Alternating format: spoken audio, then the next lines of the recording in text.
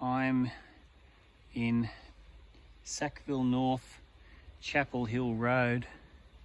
The road's actually up there, and extremely uneasy country to walk in. Got to really watch your step. But the most exciting part about today is finding this old Broad Arrow Portion 179. This is really old, 1800s for sure. Look at the workmanship, beautiful chiseled numbers. People don't do work like that anymore.